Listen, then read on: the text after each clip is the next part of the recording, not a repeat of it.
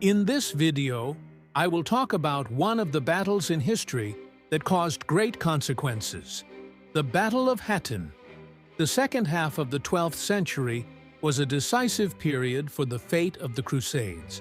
In 1099, after the First Crusade, Jerusalem had fallen into the hands of the Crusaders and was ruled for nearly a century under the name of the Kingdom of Jerusalem.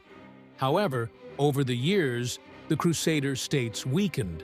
Internal conflicts and lack of discipline made them vulnerable.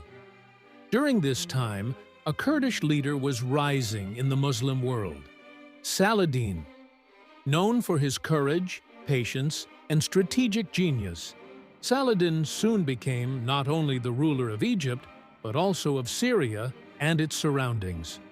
His greatest goal was to unite the Muslims under one banner and restore Jerusalem to Islamic lands. The road to conflict. By 1187, tensions between the Crusaders and Muslims had grown significantly. Deep disputes plagued the Kingdom of Jerusalem. King Guy de Lusignan and the nobleman Raymond of Tripoli were at odds, weakening the Crusaders' unity and strength. Meanwhile, the Crusader commander Raymond de Tripoli violated peace treaties with Saladin by attacking Muslim caravans and even threatening the Hajj pilgrims on their way to Mecca. This infuriated Saladin. The time had come for a great campaign. Pre-war strategy. Saladin's first move was to besiege the city of Tiberias. This was in fact a trap to lure the Crusaders. King Guy felt compelled to rescue the city.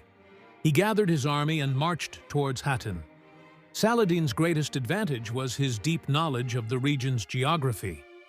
When the Crusaders reached the hills of Hattin, the scorching heat was unbearable.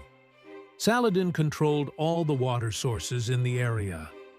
Deprived of water, the Crusader soldiers were exhausted after days of marching.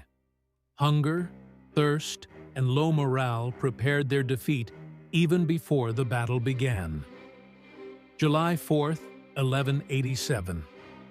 The Battle of Hattin.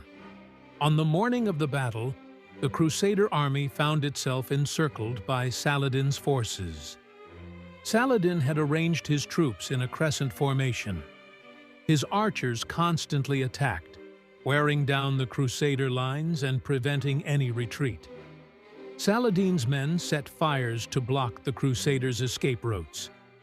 Under the blazing sun, surrounded by smoke and flames, the Crusaders panicked.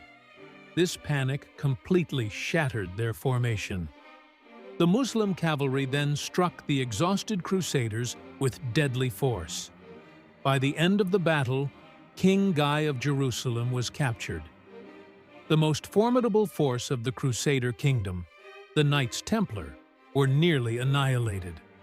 Most of the Crusader army was either killed or taken prisoner. Consequences of victory. The Battle of Hattin was not merely a military victory, it was a turning point in the history of the Crusades. With this battle, the Crusaders' most powerful army in the east was destroyed.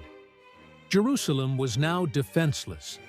In October of the same year, Saladin recaptured Jerusalem. This victory restored confidence to the Muslim world. In Europe, however, it caused a wave of shock. The event soon triggered the Third Crusade, but the balance had already shifted. Under Saladin's leadership, the Muslims had united and changed the course of history. Hattin was not just the name of a battle, but the symbol of strategic genius, patience, and determination, forever etched into history.